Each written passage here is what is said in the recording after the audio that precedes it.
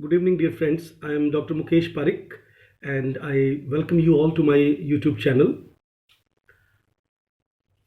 Uh, a student asked me today to make a video on negative capability, which is a theory expressed or propounded by uh, famous junior romantic poet John Keats.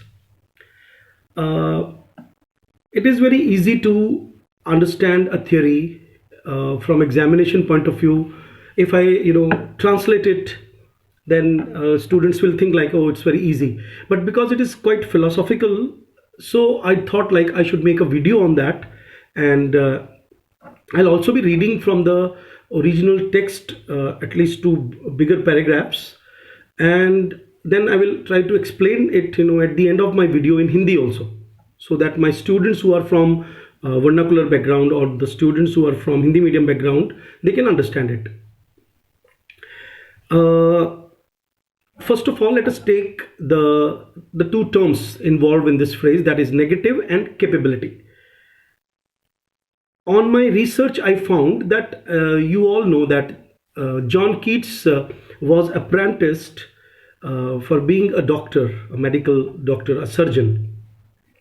And you all are aware that chemistry and science and physics, they were in the starting phase, which were taught these days, and electricity was also taught, the concepts of positive and negative poles and all.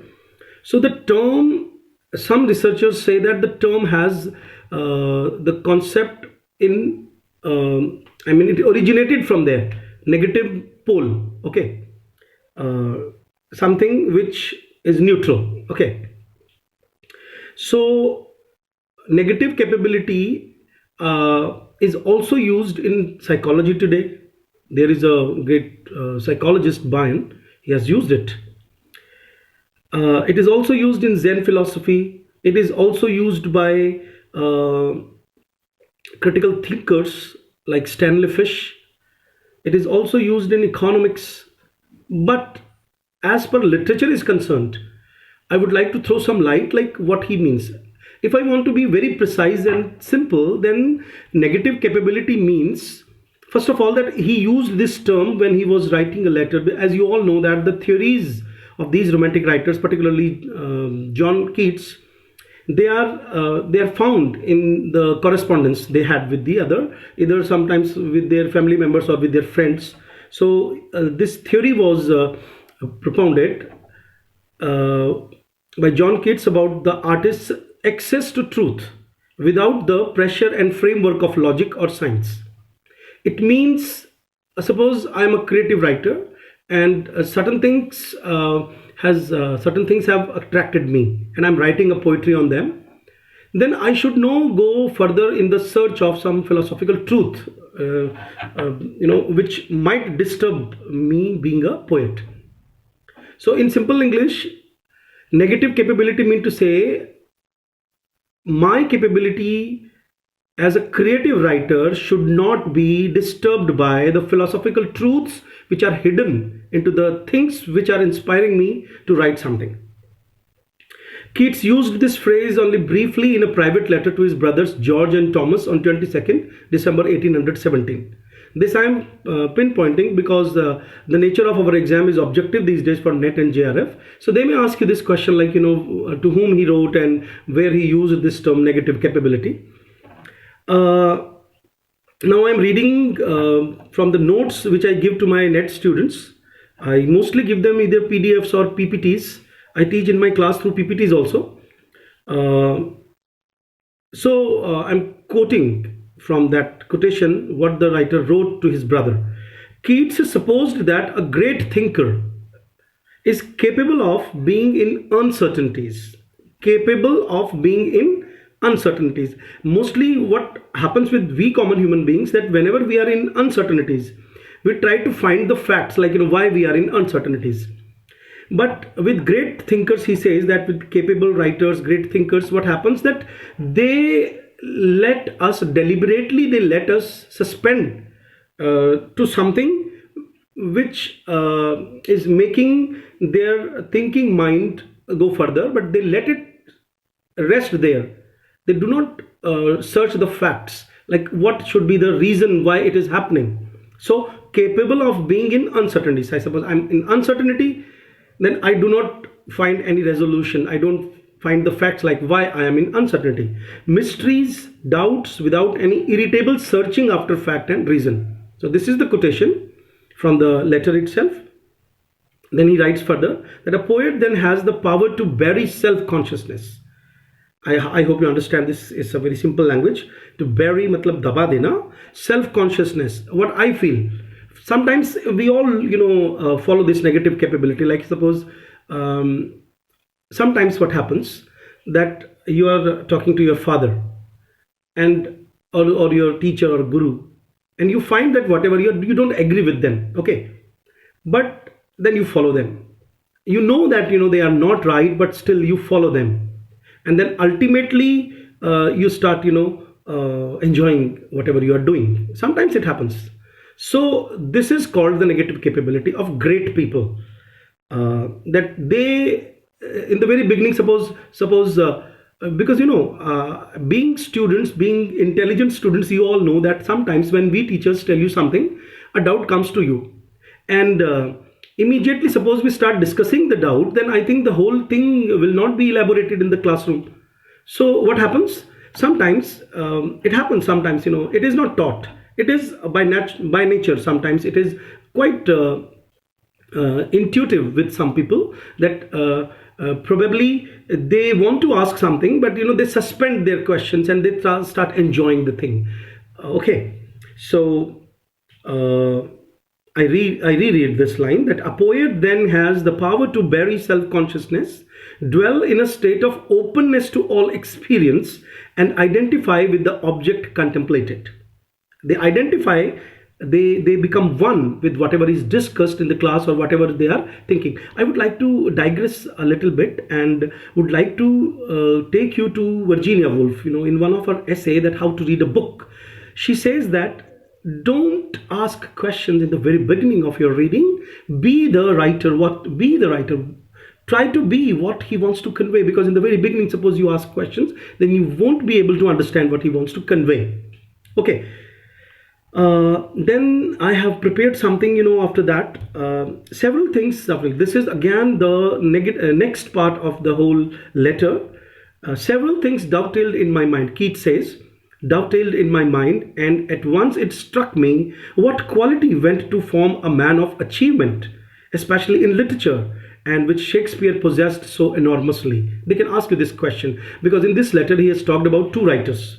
One, he has talked about Shakespeare. He says that this negative capability is present in Shakespeare, and he compares this quality by Coleridge. I mean negative capability. That is, when man is capable of being in uncertainties, mysteries, doubts, without any irritable reaching after fact and reason. This I have repeated. An author possessing negative capability is objective and emotionally detached. If you want to enjoy this world, you have to be emotionally detached.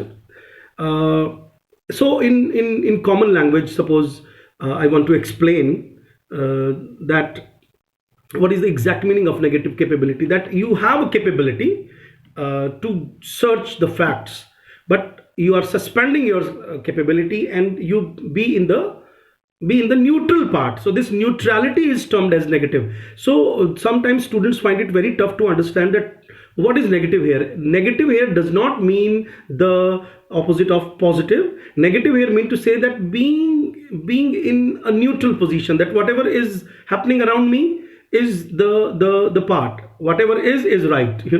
That phrase used by Pope in Essay on Man.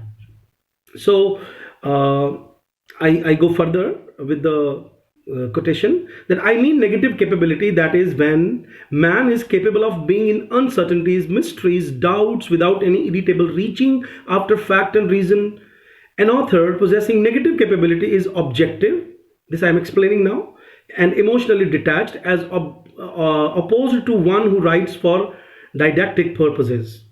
A literary work possessing negative capability may have beauties and depths.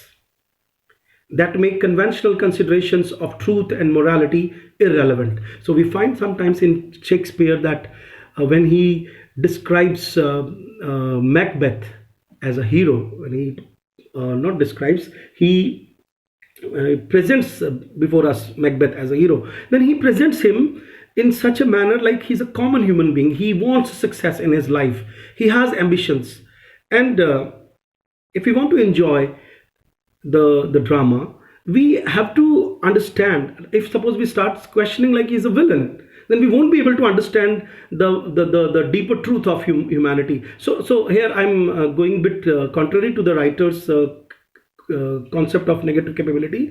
No need to go. A writer who is great does not go into depth. He tries to show you whatever he is feeling there, and he lets the readers and audience, take their own decisions, whether he's right, wrong, or whatever truth or moralities he wants to convey. I would also like to link it with, if you know about the fin de cycle movement of decadism, you know, in that decadism, or art for art's sake, they say that art is for art's sake. There is no need to go in depth. I have a video on aestheticism on my channel. You can search it. It is with the title Aestheticism, and you can just listen to me there also, like what I'm conveying. So I'm linking it with Keats, like art for art's sake. An artist has something to do with only the things he has in hands. For example, Keats' poem Autumn. What he's describing there, whatever he's seeing, and we automatically come to know about the depth of the positivity of the autumn. But suppose we see autumn with the perceived notions of what people or the writers have given us, then I think we won't be able to understand the positivity of the writer, what he wants to show in all these three great passages, stanzas of the ode to autumn. As I told earlier, that while he's expressing Shakespeare, or he's praising, collading Shakespeare for possessing this quality of negative capability, he's comparing him. That I simply did not read that particular line because it's quite confusing for some of our students. He's comparing Shakespeare with Coleridge. Now some students may ask us, like, why is comparing with Coleridge, because they are romantic writers and they must be all agreeing with each other. It is not so. If you go in depth and read the poetries, and suppose you read the other books of criticism on romanticism, romantic writers, you will come to know that they are high critic of each other. For example, Byron has criticized Wordsworth. Byron has criticized the senior romantic Robert Southey also. They are not happy with Wordsworth also, but somewhere he has praised Wordsworth. So let me elaborate further. I'm not simply giving you a one line definition in this video, because I find that if you listen to this video 2 or 3 times, you will come to know about literature as such, that literature is very deep in understanding. So this video will enhance your understanding of literature. So in my second slide of PPT, I have written that Samuel Taylor Coleridge was by 1817 a frequent target of criticism by the younger poets of Keats's generation, often ridiculed for his infatuation with German idealistic philosophy. We all know that Keats was influenced by the German thinkers, and German thinkers are that they are all philosophers, and when the writer link his philosophical understanding through his literature, particularly Coleridge, that Keats criticizes. He says that Coleridge's obsession with philosophical truth, Keats sets up the model of Shakespeare, whose poetry articulated various points of view and never advocated a particular vision of truth. Had Shakespeare been dwelling upon a particular truth, then I think he would have not been able to create in front of us all the variegated characters with vivid and with the shining, sparkling characters, with their original speech, which we remember till today. It means Coleridge's approach to, Shakespeare's approach to art of writing through nature, through life, was not questioning and going into the depth. He is content with whatever he sees, and I think this is art, that you see something and then you just recreate it in your work, and then let it be a task for the generation to understand, to analyze, etc. I have written further that, as you know, that the philosophy, or say criticism of Keats, is found in the letters. There is another letter, passages from other letter enlarge on the same theme. In a letter to J.H. Reynolds in February 1818, he wrote, this is again a very important line which has already been asked in net. We hate poetry that has a palpable design upon us. You all know that we love kind of classrooms where teachers have a very friendly atmosphere, and one day I remember a student was telling me that, sir, I don't like a particular class where teacher is very authoritative in teaching the vocabulary sessions, and and students mostly learn things very easily when teacher is very friendly and he's not asking, he's not putting a pressure on them. So palpable design, I'm linking it with the your understanding in the classrooms, that we hate poetry that has a palpable design upon us. Palpable means something which can be tangible, which is intentional, and which we feel that this poetry is really teaching us something. And I think we easily learn something when there is no intention of teaching. For example, when we call them sanskaras in Hindi. हमारे घर में जो संस्कार parents देते हैं, आपने notice किया होगा that हमको कभी बिठा करके नहीं सिखाया जाता कि बेटा ऐसे करो, ये संस्कार है, पूजा करो, ऐसे करते हैं. हम देखते देखते सीख जाते हैं, एंड ऑटोमेटिकली, फॉर एग्जाम्पल, जैसे I am again digressing, but that is for your better understanding, please excuse me for that. Radhakrishnan, Sarupalli Radhakrishnan has written a lot on Bhagavad Gita, and he says that there is no need for Indians to teach philosophy, because Gita, suppose they don't know by heart, but they know what is the philosophy of life. It is in their culture, it is in their day-to-day life. They live Gita. So why I'm linking it, because sometimes we Hindus are criticized throughout the world these days that other religions have a palpable design on them. They forcibly teach them their scriptures, but what is the basic philosophy of Hinduism? That live and let live, and that is already in a common Hindu. So don't consider me a chauvinist that I'm linking my lecture with Hinduism. I'm talking about anybody, any religion in the world where they are not teaching certain philosophies through sutras, through formulae, and they are not didactic upon the generation, and the generation through their elders or their prior generation, they automatically learn things. So I reread this line for your better understanding, that we hate poetry that has a palpable design upon us. And design does not mean here a pattern. Design mean to say intention, palpable intention upon us. And if we do not agree, seems to put its hand in its breeches pocket. Poetry should be great and unobtrusive. Kitni achhi line hai. That poetry should be great and unobtrusive. Poetry should flow like water. It should not get stuck. A thing which enters into one's soul. Like suppose, I'm not sure, suppose I'm explaining things and that things are directly going into your minds, and they become one, that you do not require any other lecture to fathom the facts again. So it means the lecture is quite meaningful and is solving its purpose. So and does not startle it or amaze it. A true poetry does not startle, does not amaze us, and with itself, and but with its subject. This concept of negative capability is precisely a rejection of set philosophies and preconceived systems of nature.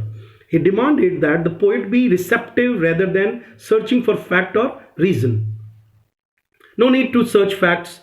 Write whatever is coming in front of you, and to not seek absolute knowledge of every truth, mystery, or doubt, because that is beyond your understanding, beyond your capability. That's why you are negatively, or you should be neutrally be capable of to write something which comes to you.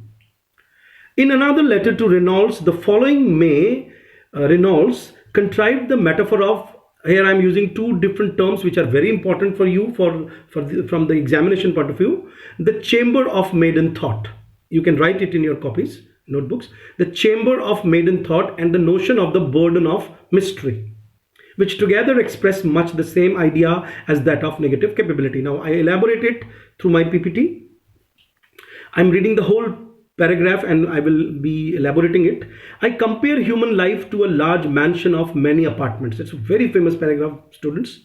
That he says that human life is a great house, okay, two of which I can only describe, the doors of the rest being as yet shut upon me. He says that life is a house and there are apartments. In the first apartment and second apartment, there are two apartments which are open to us and the rest of the apartments are closed. Okay, the first we step into we call the infant or thoughtless chamber, in which we remain as long as we do not think. You have taken it you can understand it very easily, that sometimes we live our life. You must have a point of a sudden understanding in your life. Epiphany जिसको बोलते हैं, James Joyce ने term use किया है, exam में question भी आता है. Epiphany, a sudden realization of some fact, some manifestation, some sudden understanding. ये हमें नहीं होता है in the very starting part of our life. We keep living our life like, who knows. I'm not talking about highly enlightened people towards the other side of this video. I'm talking about common human beings who keep living their life and they don't and this living is very thoughtless. उठ रहे हैं, जी रहे हैं, पक्षियों को देख रहे हैं. But sometimes it happens that in the later stage of their life, they realize something. That is the second chamber. So I read it further. We remain there a long while, and notwithstanding the doors of the second chamber remain wide open. हम कभी भी सोचना start कर सकते हैं, but वो हमें आती ही नहीं है सोच. We never come across that thought process. And notwithstanding the doors of the second chamber remain wide open, showing a bright appearance, we care not to hasten to it, but are at length imperceptibly impelled by the awakening of the thinking principle within us. We no sooner get into the second chamber, which I shall call the chamber of maiden thought. तो पहला जो chamber है, writer ने उसको कहा है कि वो कुछ नहीं है, वो हम एक अनकॉन्शियस लाइफ जी रहे हैं. और जब पहली बार हल्का हल्का हमें सोचने का हैबिट होने लगता है और we get to know about the sudden realisation और एपिफेनी, उसको उन्होंने कहा मेडन थॉट. मेडन का मतलब होता है एन अनमैरिड और अ वर्जिन गर्ल, और बिगिनिंग ऑल्सो स्टार्टिंग, जैसे मेडन ओवर बोलते हैं. तो I shall call the chamber of maiden thought. Then we become intoxicated with the light and the atmosphere. उसके बाद जो चेंबर आता है उसमें तो फिर हमें मजा आने लगता है थॉट्स का. तो जो फिलोसफर्स हो जाते हैं, ये जो those who are creative writers, they start thinking everything from a creative perspective. तो वो कह रहा है कि उसका हमें एक आदी हो जाते हैं. And the atmosphere we see nothing but pleasant wonders and think of delaying there forever in delight. However, among the effects this breathing is farther off is that tremendous one of sharpening one's vision into the heart and nature of oppression, whereby this chamber of maiden thought becomes gradually darkened, and at the same time on all sides of it many doors are set open, but all dark, all leading to dark passages. He says that we feel a kind of pain because we do not go further. We are enjoying certain sparkling moments of truth in this the chamber of maiden thought, but we do not go further because the things are very dark. We can't understand the rest of the realities of the world. आगे उसने बहुत important बात की है. At the same time, on all sides of it, many doors are set open, but all dark, all leading to dark passages. We see not the balance of good and evil. We are in a mist. We are now in that state. We feel the burden of the mystery. ये second phrase important है Keats का. Burden of mystery mean to say that we feel that some mysterious things are around us, but then we cannot understand deeper philosophy. हम सभी जीवन का रहस्य कहाँ समझ पाते हैं, कहाँ हमें सारे सत्य पता है. इसीलिए तो आदि शंकराचार्य ने कहा है कि भज गोविंदम गोविंदम भज मूढ़ मते. अब हम लॉजिक से क्या करते हैं, मैं यहाँ पे एक चीज़ और लिंक करना चाहूँगा मेरे स्टूडेंट्स के लिए कि देखो, क्लासिकल का एक ऑपोजिट मूवमेंट मानते हैं रोमांटिसिज्म को, जिसमें वो लोग लॉजिक को क्वेश्चन करते हैं कि लॉजिक जो है वो हमको एक एब्सोल्यूट चीज की तरफ, रियलिटी की तरफ नहीं पहुंचने देता है। और ये यहाँ पे quite clear with this phrase, क्योंकि हम नोटिस कर रहे हैं कि क्या हमें जीवन की सारी गहराइयां पता है? क्या हमें पता है आत्मा क्या होता है? क्या हमें पता है कि हम मरने के बाद कहाँ जाएंगे? क्या हमें पता है कि हमने कुछ गलत नहीं किया, फिर हमारे साथ गलत क्यों हो रहा है? लेकिन in Vedas everything is written, and अभी I am making this video in this isolation of corona. और मैंने अभी रिसेंटली एक वीडियो देखा था जिसमें एक बहुत छोटा लड़का, मेरे ख्याल से 14 साल का लड़का, इसने एक वीडियो बनाई थी 2018 में, और वो इस एस्ट्रोलॉजी को डिस्कस कर रहा है। और वो बता रहा है कि इंडिया के सेंटर से नॉर्थ ईस्ट में देखें तो चाइना से एक बीमारी आएगी। और तुम सबको भी पता है, आप सब जानते हो इस बात को कि अब कई जगह ये सब चीजें समझ में आ रही हैं। इसका मतलब है कि हम डीप में नहीं जाते, हमें बहुत सारी चीजें मालूम नहीं है, लेकिन चीजें हैं, चीजें हमारी पहुंच के बाहर है, हमारी इस इंटेलेक्ट से काफी दूर है।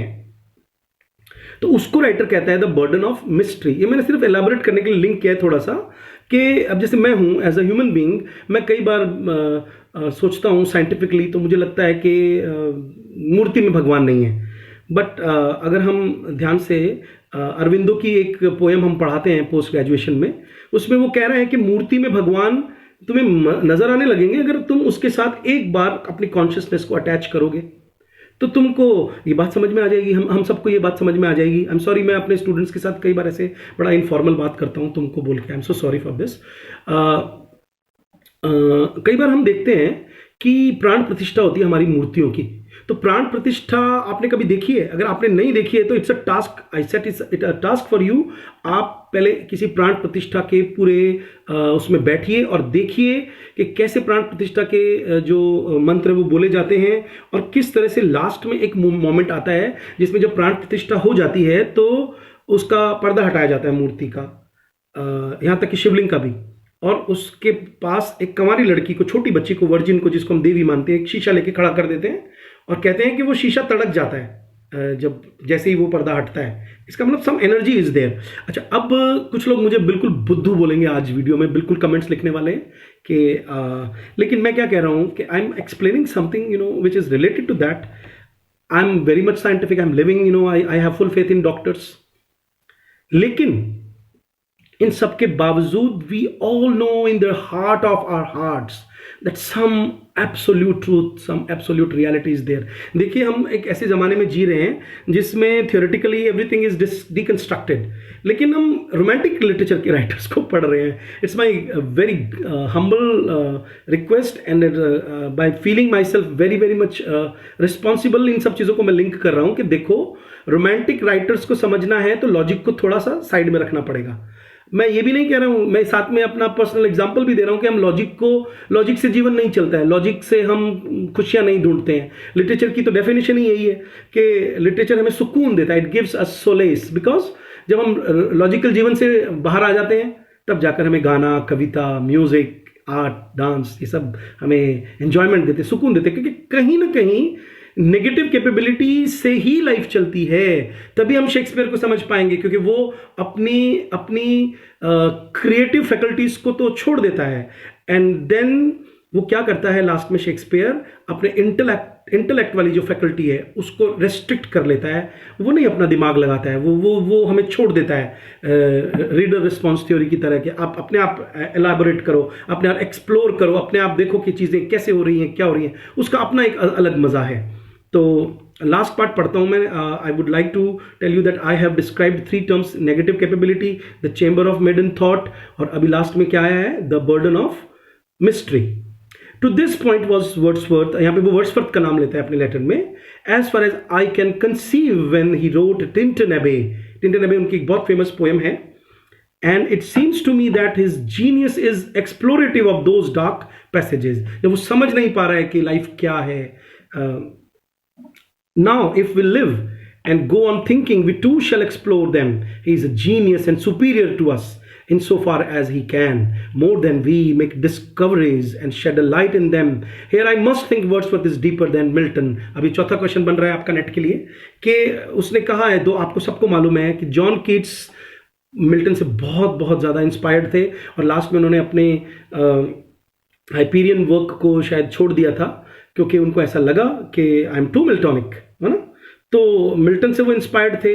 मिल्टन एक न्यू क्लासिकल राइटर है, बहुत ज़्यादा फ्रेजेस और ट्रूथ की तरफ जाने वाला, लेकिन यहाँ लगता है कि हमें कीट्स समझ में आता है नेगेटिव कैपेबिलिटी के कॉन्सेप्ट से कि Keats was a real poet in making. रोज अपना माइंड लगा रहा है, समझने की कोशिश कर रहा है कि हम सबके साथ ऐसा होता है कि जैसे मैं हूँ एज अ टीचर, मैंने अपने लाइफ में अपने प्रोफेसर्स को शुरू में कॉपी किया कि अच्छा वो ऐसे पढ़ाते तो मैं भी ऐसे पढ़ाऊँ, लेकिन धीरे धीरे धीरे धीरे धीरे धीरे धीरे अपना खुद का एक स्टाइल हम अपने आप डेवलप कर लेते हैं। जितने भी फेमस टीचर्स हैं वो सब क्या करते हैं, उनका अपना खुद का एक स्टाइल आ जाता है और फिर उनको लगता है कि वो पर्टिकुलर हम टीचर को फॉलो ना करें। तो राइटर यहाँ पे खुद लिख रहा है कि वर्ड्सवर्थ को वो Wordsworth to him Wordsworth becomes important and he says that Wordsworth is deeper than Milton. अब मिल्टन को हम बड़ा राइटर मानते हैं। सभी स्टूडेंट्स जो सुन रहे हैं वो ध्यान से सुने कि हमारे इंग्लिश लिटरेचर में 3 बड़े राइटर्स माने जाते हैं।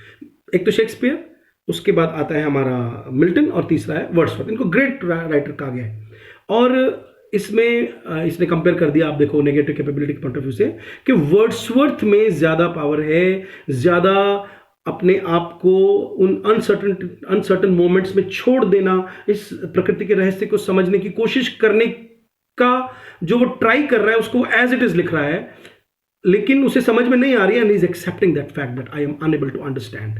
जैसे वेदों के लास्ट में लिखा है, कहा गया है कि नेति नेति चारों वेद नेति कहत अक्षर नहीं कोई।